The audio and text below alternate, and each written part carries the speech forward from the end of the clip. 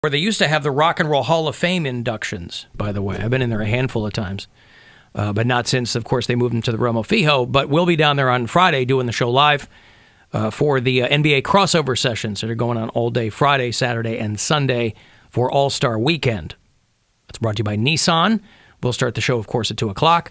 We'll have a live Poundcake sports break and our first Bill Squire Friday get-down on location. I don't recall doing one on location before. I don't think we have.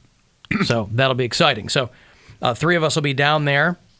If you're going to be down there for one of those NBA sessions, they do a series of those all weekend long, make sure you say hello.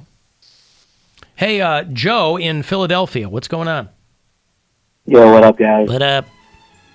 Hey, you were talking about period pieces with secret gay characters, and I happened just to watch a movie last night called Power of the Dog on Netflix with Benedict Cumberbatch. Yeah. So it's like pre-1900s. He's a rancher, and like the first 15, 20 minutes, I'm like, oh, this guy clearly has gay issues and tendencies. It's like, I'm like, all right, it's another Brokeback Mountain. But it's a slow build, but it actually ends up being a pretty good twist at the end. But it was nominated for like 12 Oscars. Yeah, it got nominated for Best Picture and a whole bunch of other stuff. Yeah, I haven't seen it yet. My mother-in-law was telling me about it and said that it was quite good. And I like him. I like Benedict Cumberbatch a lot, and it looked like he was kind of playing against type. So I just haven't gotten around to seeing it. Yeah, I mean, as I'm watching it, I'm like, as you're getting towards the end, I'm like, oh, finally, he's grooming the kid to bang. I'm like, come on, let's go. Let's do this. So that was Joe's excitement, was that the guy was finally going to have sex with the kid. Well, for like the first 3/4 of the movie, it's like building up. We're like, no, we know this guy's gay. We get it. He's like, dude, what did I put in all this time on this slow-ass movie for if there's not going to be any Brokeback denouement here? There's not going to be a culmination in some homosexual activity. Cross-generational, from the sounds of it. Yes. Start grooming the twink already. We know the other guy. Taylor's oldest time, right? God, yeah. The name of Joe's autobiography down the road. Start grooming the twink, the Joe from Philly story. Man, I can't wait. That's going to be a page-turner. Yeah, good luck, guys. Right, okay, thank you. There's Joe in Philly. Tell you what I watched last night was the new Ali Wong special. Mm-hmm. Very funny. Yeah. Raunchy, very raunchy. Yeah, Ali Wong's funny. She's very funny. Only other married people with kids can empathize with the deep envy I feel towards you single people, okay? You don't know how free you are. You can eat an edible at 2 p.m., go to the aquarium and watch the jellyfish go back and forth. You don't gotta bring a giant bag with little Ziploc baggies of goldfish and toy cell phones. You can just go with what's in your pockets. You single people, you don't know what it's like to eat a cold quesadilla that your toddler threw on the floor. You single people, if you're romantically involved with somebody and then all of a sudden that somebody reveals a personality trait that you don't like, you could just leave. Is she pregnant in this one? She's pregnant in all of her stand-up hours. She's not, but I want to get her pregnant in this one. She looks hot, and she talks a lot about cheating on her husband. Mm-hmm. Like a lot. Yeah, sure. About how much she wants to cheat on her husband. And it's very funny. Well, that's their love language. Yeah. Sex with other people? Well, she talks about it. She talks about it a lot. She's talked about it in other hours that she's done. Guess. She talked about it a lot in this one, and she talks a lot about lettuce and things happening to her face, and it's very funny. It's raunchy, but very funny. So what blew her up? Because with respect, I like Ali Wong, but she did go from like playing half-full clubs to doing theaters. She hit Netflix at the right time. Okay. So her and Tom Segura were probably the two biggest beneficiaries from when Netflix started producing their own specials. So I think it was probably around 2012, maybe even a little later, but around then, 2013-ish, they did these specials, and they just got seen by so many people on Netflix because a lot of people still were doing HBO stuff or Comedy Central stuff, and I think Bill Burr is the one that told Tom Segura, yeah, put it on Netflix, because his blew up from there too.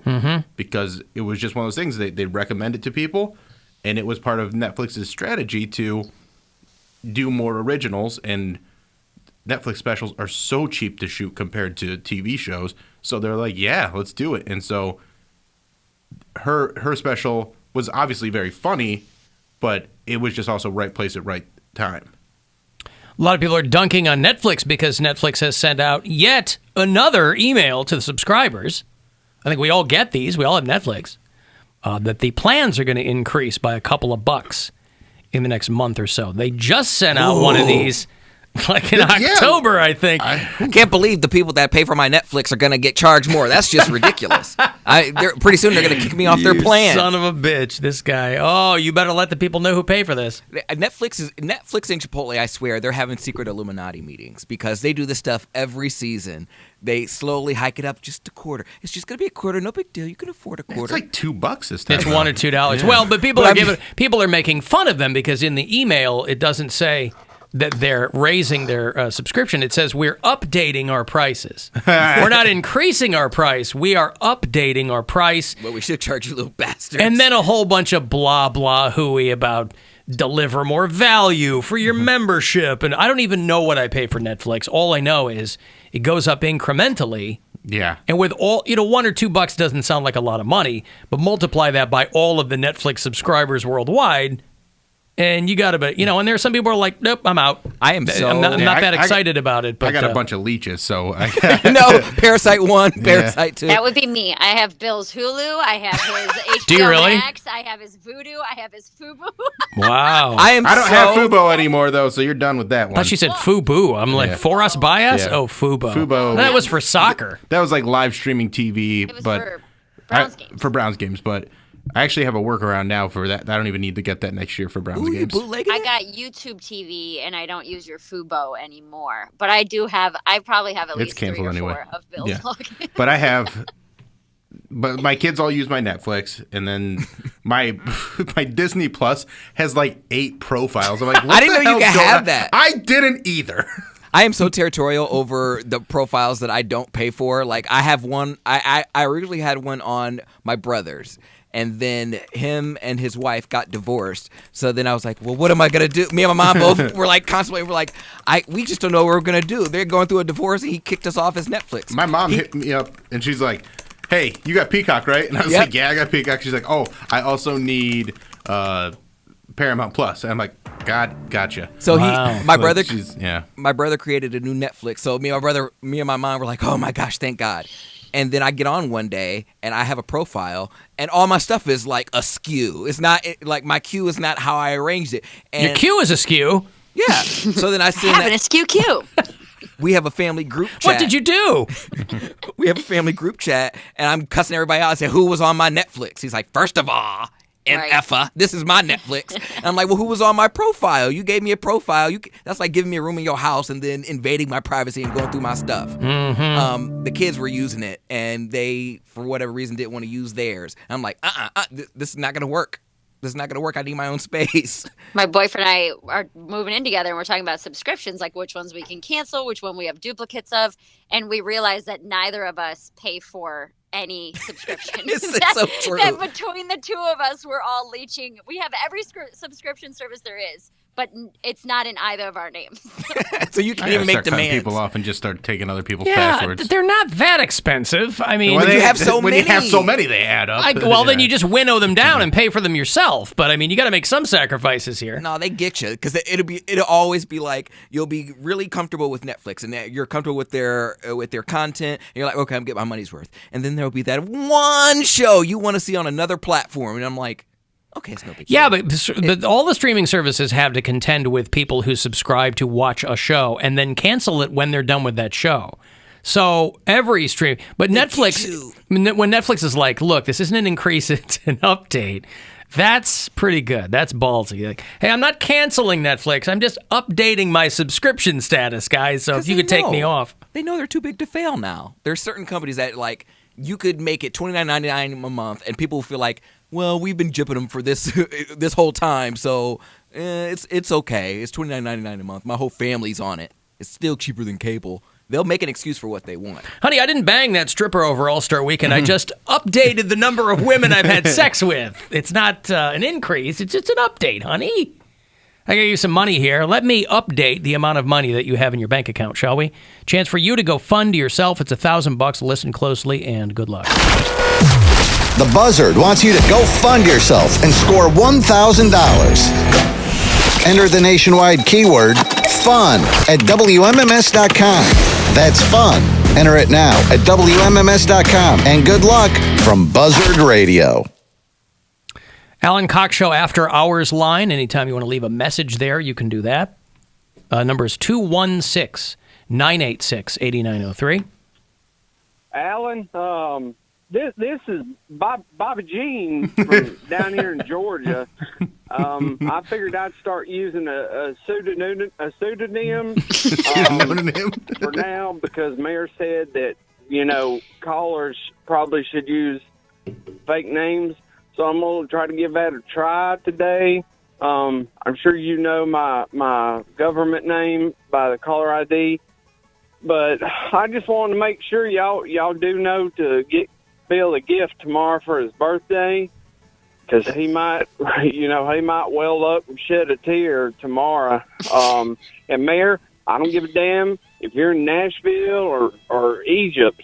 You can get on Amazon and one day prime him a toothbrush or a pillow or something. So there's zero excuse for you to get him a gift. But everything's going good on my end. Me and the old lady, I booked us a trip. We're going to Playa del Carmen, Mexico. We're going to tear it up. Going into April. Looking forward to it.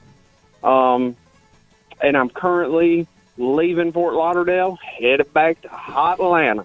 So hope y'all have a great, wonderful day. See you back. Thank you, Bobby Jean. Bobby Jean. Cavaliers in Atlanta tonight. Gee, we're going to Mexico end of April. I wonder if I'll run into Dustin. Oh, that'd be fun. That'd be a lot of fun. You're going to Mexico? Sorry, Bobby Jean, yes. When? I don't care if you're in Memphis, Tennessee, or Memphis, Egypt. You better send him a gift. Toothbrush. Well, Bill already said all he wants is for us to share his comedy special. Yeah. A lot, though. You got to share it. Like, if it doesn't Share it a lot. If it doesn't get a million views, then you guys have to each give me $1 million. That's the deal. That's not how that works. Mm-hmm. Absolutely. I mean, I can do it, but what are these mopes going to do? You're cut off from all my streaming services then. You can't do that. Yes, I can. I can change the passwords. I will cut all of you off from Bill's streaming services. How about that? Very Do you want me exciting. to send you a toothbrush or a pillow on Amazon, Bill? No, I got toothbrushes. I'll be all right with that. I'll send you a new pillow. I don't need a pillow. So I think that we maybe were barking up the wrong tree on the Rick thing. Because Poundcake I went to that service over the weekend as somebody that we thought might be him, much to Mary's dismay and chagrin, by the way. She is very much in the no column on that whole thing. But it's done. It's over with. Nothing's going to change it now. Nothing's going to change it now. So Poundcake stumbled onto Rick's phone number that I had written down a while ago when we were putting together our 10th anniversary show. I called all the regular callers and said, would you like to come out and be part of the show? And Drunk Sue was the only person who said yes. Rick, however, I thought that I had lost that phone number, but Poundcake happened to find it. So I did a reverse phone number search and found a name and put that name, looked for that name in obituaries and found that person in obituaries. And we were looking at Richards.